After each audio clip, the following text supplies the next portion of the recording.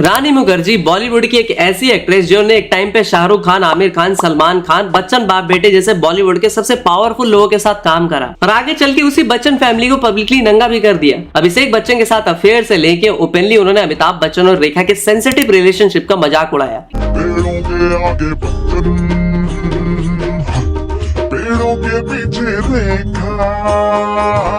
अपने ही peers heroines जैसे कि प्रीति जिंटा को बहुत ज्यादा बोलने वाली बता दिया। No, I think Preeti talks too much. You should talk less. That's the only thing I want to tell her. काफी सारे सेंसिटिव मुद्दों पे उन्होंने बहुत ही अजीब कमेंट्स करे, जैसे कि वुमेन सेफ्टी के मुद्दे पे उन्होंने यहाँ तक कह दिया कि अरे लड़कों की नहीं, उनके पेरेंट्स, सॉरी मेरा मतलब उनकी माँ की गलती है जिन्होंने उन्हें ऐसा बनाया।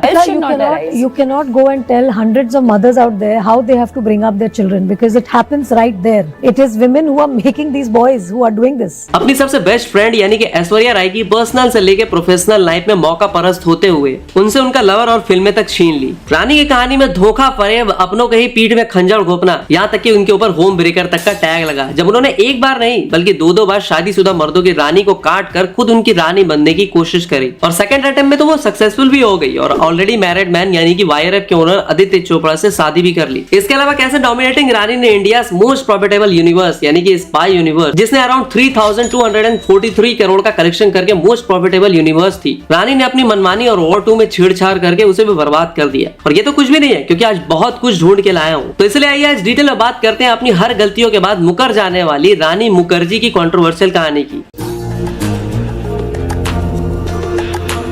तो रानी मुखर्जी वॉज बोर्न ऑन 21 मार्च 1978 इन मुंबई, जहाँ पे उनका जन्म एक बंगाली फैमिली में होता है। उनके बाबूजी राम मुखर्जी बंगाली फिल्मों और डायरेक्टर होते हैं और उनकी माँ कृष्णा मुखर्जी एक प्लेबैक सिंगर। और रानी मुखर्जी अपनी फिल्मी करियर की शुरुआत एक बंगाली फिल्म से ही करती है। उनकी पहली बंगाली फिल्म होती है बियर फूल। ये फिल्म 1996 में रिलीज होती है और उसे उनके फादर राम मुखर्जी ने ही डायरेक्ट करा होता है। इस फिल्म में रानी को लीड रोल मिलता है और उनकी स्क्रीन डेब्यू इसी फिल्म से हो जाती है और इसी फिल्म से उनका एक्टिंग करियर भी ऑफिशियली स्टार्ट हो जाता है। और इसलिए बॉलीवुड में आना रानी के लिए ज्यादा स्ट्रगल भरा नहीं रहा था क्योंकि उनके पास पहले से ही इंडस्ट्री का सपोर्ट था, कनेक्शन से लेके अपॉर्चुनिटीज थी, इसलिए उनको बड़े बैनर्स की फिल्में भी इजीली मिलते गई। मतलब वही नेपो किड्स वाली amenities, opportunities on gold platter. तो रानी मुखर्जी ने बॉलीवुड में अपनी एंट्री 1996 में फिल्म राजा की आएगी बारात से की। ये फिल्म बॉक्स ऑफिस पर कुछ खास नहीं चल पाई और ना ही इससे रानी के करियर को बहुत बड़ा फायदा मिला, लेकिन साल 1998 रानी मुखर्जी के करियर का टर्निंग पॉइंट साबित हुआ। इसी साल उनकी 2 फिल्में गुलाम और कुछ कुछ होता है रिलीज हुई, जहां उन्हें ऑडियंस का जबरदस्त प्यार मिला और बॉक्स ऑफिस पे सक्सेस भी। करण जौहर और शाहरुख खान के साथ फिल्म कुछ कुछ होता है भले ही रानी का रोल छोटा था, लेकिन उनका कैरेक्टर टीना मल्होत्रा आज भी ऑडियंस को याद है।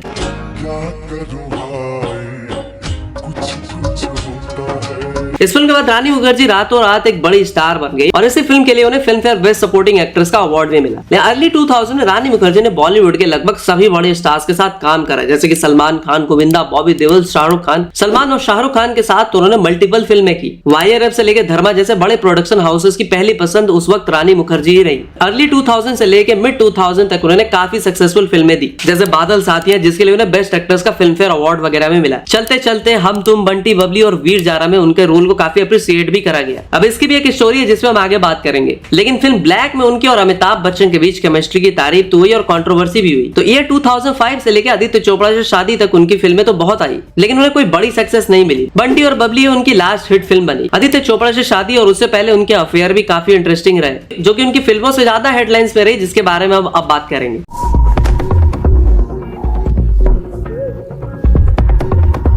तो आदित्य चोपड़ा से अफेयर फिर शादी से पहले रानी मुखर्जी का नाम बहुत लोगों से जोड़ा गया, जिसमें वो अभिषेक बच्चन के साथ रिलेशनशिप में काफी हेडलाइन में भी रही। साथ में दोनों ने काफी फिल्मों में काम किया, दोनों काफी क्लोज भी दिखे, हर जगह एक साथ स्पॉट भी करे गए। मूवीज स्क्रीनिंग हो या क्वालिटी टाइम स्पेंड करना, अभिषेक और रानी काफी जगह पे कैमरा की नजरों में आए। लेकिन जया बच्चन को रानी कुछ खास पसंद नहीं थी, उनको उनकी हाइट से भी प्रॉब्लम थी। वैसे जया बच्चन की हाइट कितनी है, इसलिए कहते हैं कि औरत या औरत की दुश्मन होती है, मर्द तो उनकी अदाओं में लट्टू हो जाते हैं।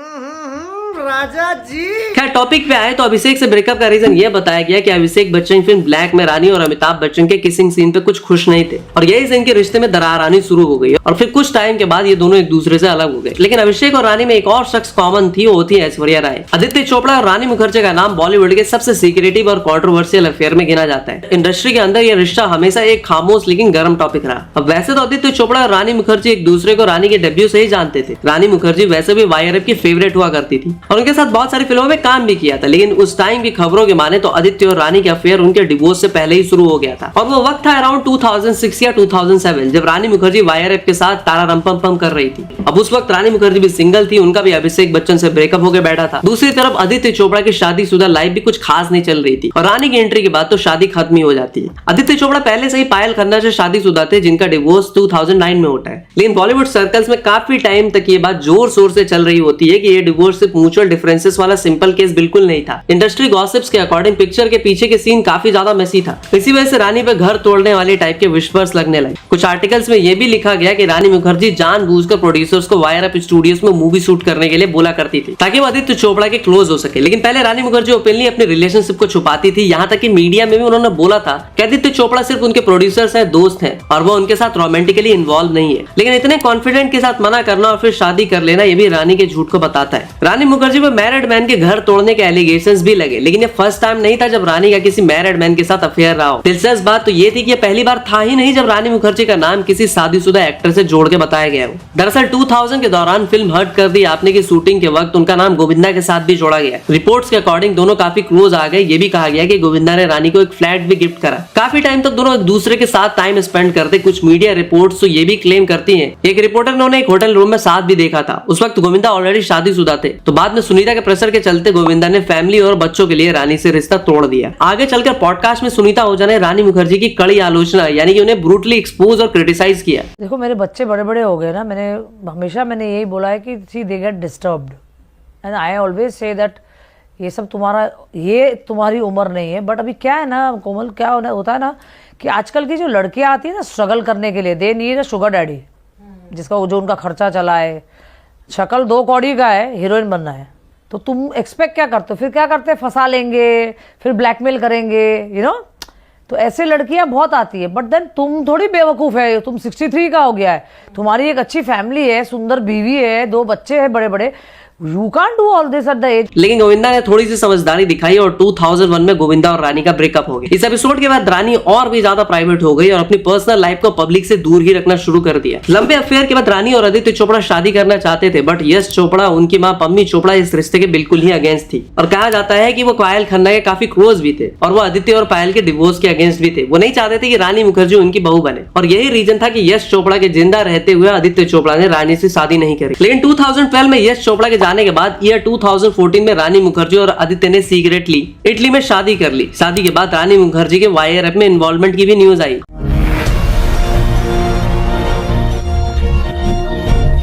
अभी रिसेंट न्यूज के अकॉर्डिंग मर्दानी फ्रेंचाइज को वाईआरएफ स्पाई यूनिवर्स के साथ मर्ज किया जाने वाला था और ये सिर्फ हवाई बात नहीं है। सुनने में ऐसा आया था कि मर्दानी 3 की स्क्रिप्ट में ये आइडिया एक्चुअली लिखा भी गया था और आलिया वाली अल्फा के साथ इसका क्रॉसओवर भी प्लान करा गया था। बॉबी और रानी के बीच एक सीन भी प्लान किया गया था, full 90s nostalgia tribute type, और कहा जाता है कि ये आइडिया खुद रानी मुखर्जी का ही था। वैसे भी लोगों को पता होना चाहिए कि अयान मुखर्जी को वाईआरएफ कैंप में लाने में रानी मुखर्जी का ही बड़ा रोल था। उन्होंने ही पर्सनली अयान मुखर्जी को वॉर 2 डायरेक्ट करने के लिए रिकमेंड करा था। सिर्फ रिकमेंड नहीं, उन्होंने आदित्य चोपड़ा से यहाँ तक जिद की थी जिसके अगेंस्ट आदित्य चोपड़ा खुद थे, बट लास्ट में फिल्म अयान मुखर्जी ने ही डायरेक्ट की। अब जिन्हें नहीं पता उन्हें बता दूं कि अयान मुखर्जी रानी के ही कजिन है, इसलिए उन्हें मिली हैप्पी फैमिली टाइप रानी मुखर्जी की बैकिंग। लेकिन जब वॉर 2 बॉक्स ऑफिस पे डिजास्टर हो गई तो सीन पूरा बदल गया। अब रिपोर्ट्स ये कह रहे हैं कि रानी खुद इंश्योर कर रही है कि कोई भी मर्दानी फ्रेंचाइज के साथ एक्सपेरिमेंट ना करे। वो काफी प्रोटेक्टिव हो चुके हैं और अपेरेंटली मर्दानी को माई फ्रेंचाइज कहकर रेफर भी कर रही है। आज रानी मुखर्जी का स्टैंड बिल्कुल क्लियर है, मर्दानी अलग रहेगी स्पाई वर्स से दूर। पर आयरनी तो देखो कि ये सारी सिचुएशन शुरू ही रानी के डिसीजन से हुई थी जब उन्होंने अयान को वाईआरएफ फैमिली में इंट्रोड्यूस करा था, जिसकी वजह से ये मर्ज और क्रॉसओवर टॉक्स किक स्टार्ट हुई थी। शादी के बाद ये कहना कि no not at all, my next film will be outside the YRF banner, और उसी रानी मुखर्जी की अब हर फिल्म वाईआरएफ के साथ ही है क्योंकि बाकी लोग उन्हें काम ऑफर ही नहीं करेंगे। और वैसे भी रानी मुखर्जी की कंट्रोवर्सीज उनकी रीसेंट फिल्मों से ज्यादा है, तो चलो अब उनकी कंट्रोवर्शियल लाइफ पे भी डिस्कशन करते हैं।